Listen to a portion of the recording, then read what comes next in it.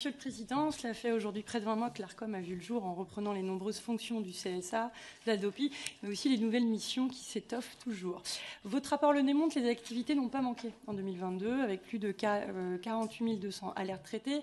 Vous l'avez reprécisé, plus de 1600 sites de streaming sportifs illégaux bloqués. C'est une innovation salutaire de 2022. Parmi les multiples missions confiées à l'ARCOM figure la recherche d'une juste représentation de la diversité de la société au sein des programmes audiovisuels.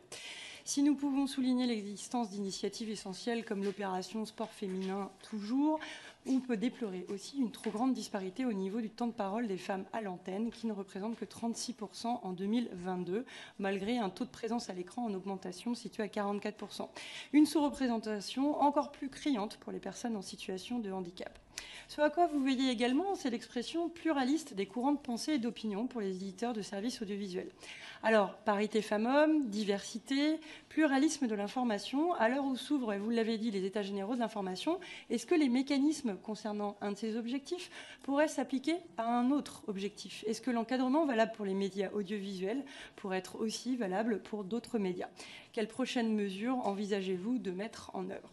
Par ailleurs, l'ARCOM a récemment pris la présidence du réseau francophone des régulateurs des médias, avec un objectif, celui de permettre une meilleure régulation des plateformes en ligne.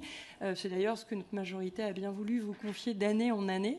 Et cette régulation des plateformes en ligne, c'est au cœur d'initiatives au niveau européen par le DSA, mais aussi au niveau national par le projet de loi visant à sécuriser et réguler l'espace numérique, vous en avez parlé, c'est en ce moment à l'Assemblée.